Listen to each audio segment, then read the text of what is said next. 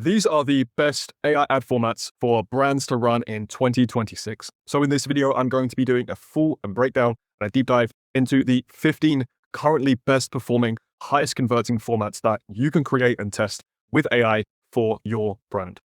So for the purposes of segmentation, I have split these into three different types of content. First of all, we have the content that one would consider native with the focus on authenticity.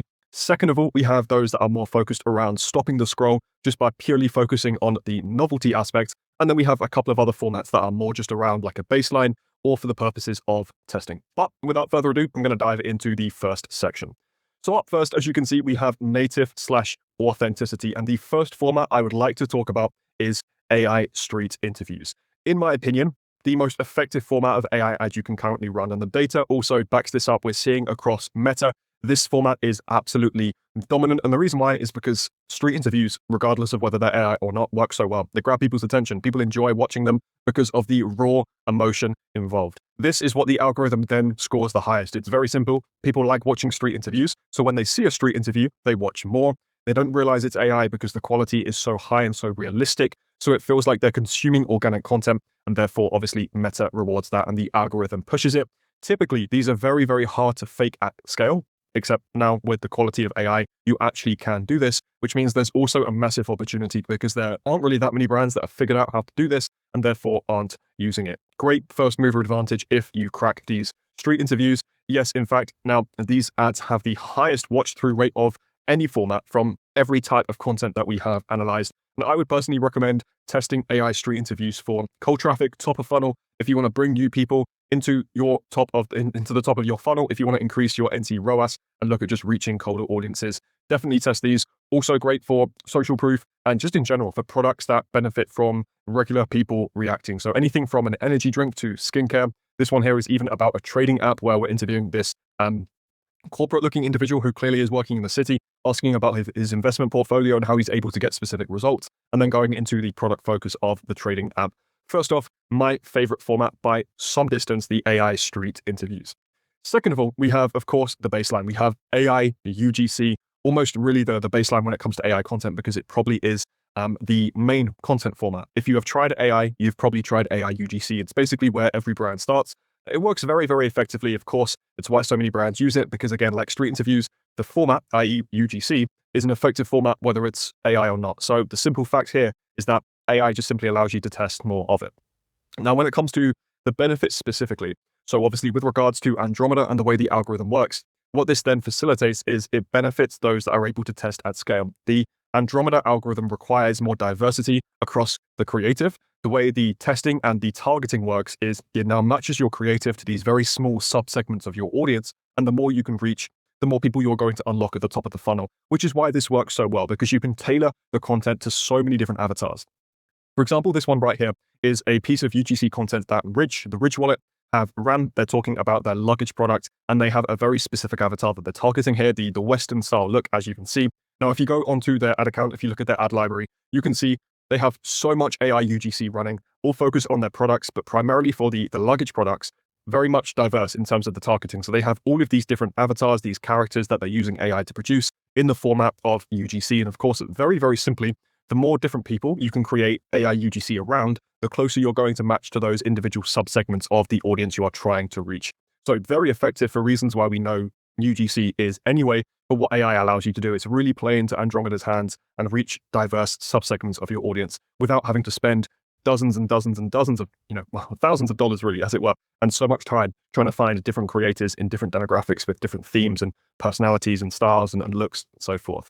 What I will say though, the most important thing with AI UGC, and again, just UGC in general, is not necessarily how good quality it looks in the instance of AI, not whether it looks like AI, but the actual quality of the hook itself and how native the captioning looks. A really overlooked aspect of this content is just making sure the captioning, for example, as you can see here, Kinder Surprise for women, even the small example down here where you can see perimenopause, the more native and realistic that captioning looks from a format and style perspective, the better it will perform along with the hook. So my advice would be to focus more on that than worrying about how perfectly realistic it looks and whether it looks human or real or AI or whatever it may be. And yes, Meta's data is showing that UGC has a 4 times better CTR than brand produced. And actually, AI UGC is now matching at least, if not beating creators on cold traffic.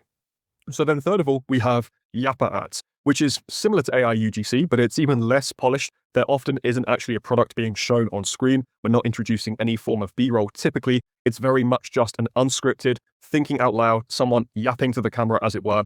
This works really well for different reasons because natively, it comes across as someone is genuinely excited. They have commentary, they have something to articulate and say about the product. It's not a performance. It feels like a recommendation as opposed to an ad.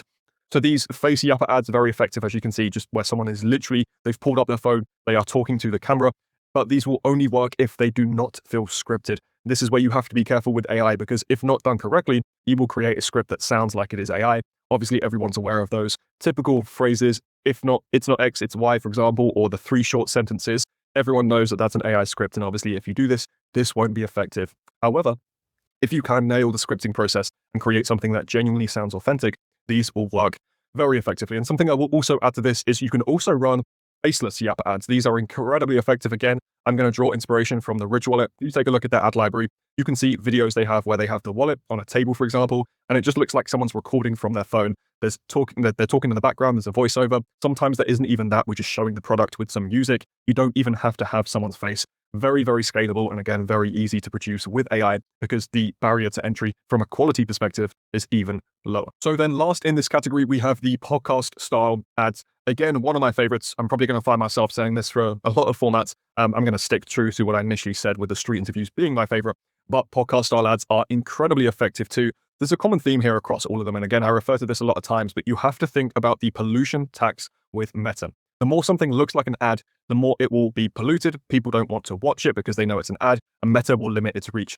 On the flip side, on the inverse, the more you can create something that seamlessly fits into the organic page, creating that experience for the consumer, enhancing that experience rather, then the more likely Meta is going to push it because people enjoy watching the content. Meta sees this as good because they want a better experience for their consumer, and the better it will perform. And podcast style ads do so well for that reason because it comes across as high value advice. Again, you have to be dialed in with your scripting. Otherwise, people will be able to tell straight away, more so from the script than the quality of the visuals. But yes, very, very effective for products requiring more of a trust/behavior change. When you are asking someone to change the way they behave or their habits or the way they go about their day to introduce a new product into their routine, this is where it works so well. For example, GLP-1, very, very effective. A lot of brands running GLP-1 products, selling GLP products are in fact running these podcast style ads very, very effectively. Ultimately, they work the most effectively where you have to demystify before selling. And also on top of this, I've seen a lot of brands work very effectively where they don't even have a podcast style set up because pre-AI, you can get great results from talking head founder ads where you're not even in a podcast situation. You're just sat there recording, you're looking away from the camera, and it looks like you're on a podcast. It doesn't look like you're directly talking to the camera. And again, something that you can very easily replicate with AI. Really effective. Mixed results, I'd say, so far in terms of like what these have actually been getting, but when they work incredibly well. So I would absolutely recommend testing these, regardless of the product. Obviously, yes, as I mentioned, they are best for products where you require more of a trust and behavior change. But even if that isn't necessarily strictly what your brand falls into, I would still very, very much recommend testing podcast style ads. So then up next, we go into the scroll stopping novelty style ads. And a large percentage of this format is made up with different animation styles. Now, there are so many more than 4 different animation styles. We're looking at probably around 15 to 20 just different styles of AI animation. But I wanted to highlight the 4 most common, but also the 4 most effective. So we have Claymation, we have Pixar, we have Skeleton, and then we have Felt. And shout out to Pet Lab Co. They are crushing with Felt, but honestly, all of these formats. So I would absolutely recommend looking at their ad library and also look at Rise Superfoods. Those 2 brands, but Pet Lab Co. especially, they are crushing it with these animation style ads. So if you want to look at references, that is by far the best place to go. So in terms of why these work so well, Claymation, we're seeing this work very effectively for supplement-based skincare products, even things like body wash, shower products, toothpaste, anything that's a lot more cosmetic, hair products, as you can see with this example, really effective, just where you need a bit of warmth, a bit of differentiation. Pixar, slightly similar in terms of the overall goal, but I would say these are more effective for storytelling. It triggers more of an emotional response because people are used to the Pixar style from, of course, Pixar films. Engagement is really, really high. You create more of this relatability. A brand I'd recommend looking at here is something that we'll talk about shortly for another format, Liven, the app. They have some great examples of Pixar relatable situations where it's like these AI drama ads. We have a woman who's depressed and her husband walks in from work and she neglects him because she's in a depressed mood, for example, but it's this very relatable situation. It triggers that emotional response. You feel sorry for the woman in this situation. So very effective, similar to claymation, but I'd lean more in the direction of Pixar if storytelling is your priority. Then we have these skeleton style ads here, really effective. And, this can kind of blend into a lot of other formats where basically there's more of like a biological approach. So for brands like, this is from HiSmile, any sort of teeth whitening products, IM8 are crushing with this style as well, where you basically want to introduce curiosity and explain the science, and very effective for the products that have a scientific background to them and where you need to explain the internal mechanism. So for example, with IM8 or even HiSmile in this example, you have to explain the science for people to understand why they need the product and the problem that they have. A lot of the time, people aren't even problem aware, especially when you're dealing with products that address gut issues, for example. Oftentimes, people won't understand they have the problem, or they have a problem they don't actually understand what is causing that problem. They don't understand it's something caused by the gut that then the product needs to solve. And the reason why these work so effectively is because scientific content inherently 90% of the time is boring.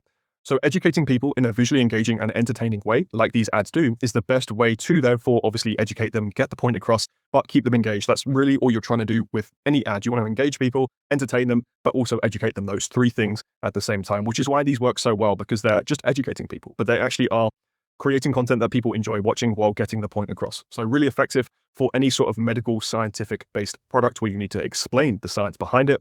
And then we have this felt style. Now, again, there are tons of other AI animation styles that I could have noted here, but I just really like this felt style because it's different. As I said, Pet Lab, a great example. I think they were the first mover from what I saw on this format, but really good for any kind of pet-based or kid-based or just more wholesome-based products where you just want to rotate things against clay and test different formats. And honestly, the whole topic here, we're looking at novelty, and it's the reason why it works so well, because when they launched this, no one had yet seen this felt style animation. Even the same as all of these, when they initially started, it's tapping into the novelty, but of course, there are underlying purposes behind them. As an expansion of this, we have ZacD Films here, as you can see. And again, technically this is AI animation, but I wanted to put this in a separate category because they are so different. Really effective. ZacD Films is a creator across social media, 27 million subscribers, as you can see on YouTube. And he has this very specific animation style that breaks down concepts for people to understand. Again, similar to what I was saying here with regards to educating people in a visually entertaining way. But this format is so effective because a lot of people have seen his organic content, the content he has actually produced. So when you see an AI ad produced in this format, you recognize it straight away. It's that instant credibility signal. It's great for educating people, but piquing their curiosity as well, but then backdoor into a product if you have a faceless or a no creator brand. So these are absolutely crushing it across every single format. Again, this is a great ad that HiSmile have running, so I would take a look at their ad account, as well as the Ridge Wallet. They have some great visuals of this ZacD Film style content where someone has the Ridge Wallet in their back pocket. They got shot by a gun and you can see the bullet going into the wallet and the wallet actually deflecting the bullet. Really great storytelling and use of that format there. Next up, we have realistic motion. So as you can see, where we create content, this is Water Drop, this is Rise, as you can see, this is Road. And I'm not sure where this example actually is from, which product this is that I found, but essentially this is just creating realistic looking render-based motion. Most effective for middle of funnel, just for that brand awareness, brand recall, to create a positive impression of your brand as a whole. It's this ASMR style, and yeah, we're seeing a massive increase in uplift in brand recall as a result. People are saving this more compared to standard content. Obviously, it has a completely different purpose to a lot of these other styles of content, but really good for where you have these specific products where you have great physical qualities that are worth showing. For example, as you can see with this makeup product here, just showing what this looks like in a lot of detail. Obviously, this is something that was achievable pre-AI, but it was typically something that took a lot of time. You'd had motion graphic designers with these renders. Now you can just do this so much quicker. So I would absolutely recommend testing. Now we have what I'd consider the absolute holy grail of novelty, which are these talking animals. And as I mentioned previously, Livin are a great example because they really are running so much diversity. They are testing anything and everything under the sun in terms of formats. These talking animals, as I call them, because there really isn't another name for them, are working so incredibly well. It's literally just pure entertainment-driven reach, shareability, great for top of funnel. It's going to get people's interest. It's going to capture people's attention. Yes, it's wild. Yes, it's unrealistic. Yes, it's crazy. It doesn't matter. You are going to stop scrolling when you see something like this, purely for the reasons of, yes, you know it's AI. Obviously, you know it's AI, but even for the reason of you stop the scroll because you've seen this and you're curious as to how realistic the AI looks, knowing it's AI. But for one reason or another, either way, it's going to stop the scroll. It's going to be, entertaining. People are going to watch it. You're going to have more reach and awareness for the product, for the brand, for the app in this instance. However, what I will say, you have to make sure you are doing this very, very, with humor and playfulness in mind, like they have done here. Don't try and make it look realistic. Don't try and be deceptive. Obviously, you're not going to be deceiving any regularly normal person with this style of content, because everyone knows that this is not something that is actually realistic, but just try and go as extreme as possible with making it look unrealistic with that humor in mind. Otherwise, people will be turned off by it. There is a very fine line with this content. A lot of people are going to hate this, but if you get it right like they have, it works incredibly well. So then finally, going into the last format, we have the testing baseline. And first of all, of course, we have statics. Really effective. Everyone knows statics work for different purposes, but mainly, bottom of funnel, sometimes top of funnel, for testing hooks, for targeting, whatever it may be, for retargeting. Obviously, with AI, you just have the ability to do stuff a lot quicker, a lot cheaper. You can take a competitor ad, you can find their static, and you can just upload it and recreate it for your brand straight in the ad account. Super easy, super quick, and very, very, very cheap to be able to mass produce. And in my opinion, the most effective and the fastest way to find the winning message, angle, concept, whatever it may be, before you go into the production of video itself. Then we have this TED Talk style speaker ad, which is really effective. I like this a lot. I'm not seeing a lot of brands. Might be one of my favorites, I have to say. Not seeing too many brands test this yet.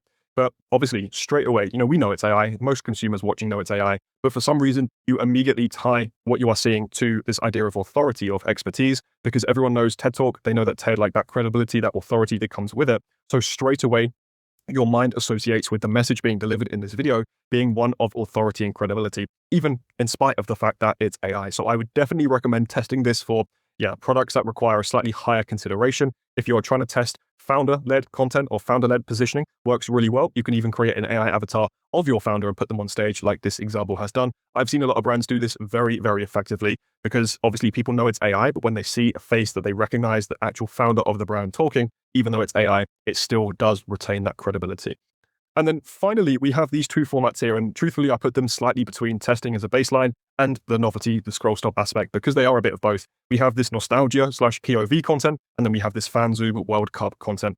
You can test these. I wouldn't necessarily say these are a baseline like static ads. They're worth testing, and they also do play into the novelty aspect. Both very much trending formats. They win just on raw emotion. For example, this style of content, the World Cup videos, obviously very time sensitive with the World Cup going on now as of recording. So less direct response, more so a quick burst of brand awareness. But if you haven't seen these, what these basically are AI videos of fans from different native countries in the World Cup. As you can see, they go ahead and create a relatively attractive looking woman with AI just to grab people's attention. Now, obviously it's time sensitive, but it's the World Cup right now. But you can go ahead and replicate this for any event. There's always some sort of sporting event going on pretty much throughout the entire year where there are going to be people sat in the crowd. And what this really does is it just replicates that typical thing that you see when you're watching sports on TV and the cameraman pans to someone in the crowd and gets their reaction. This is just doing the exact same thing. And then we have this nostalgia POV content. I really like this. I saw this going trending. I saw this going viral, rather trending organically, and then I've since seen brands test this as an ad.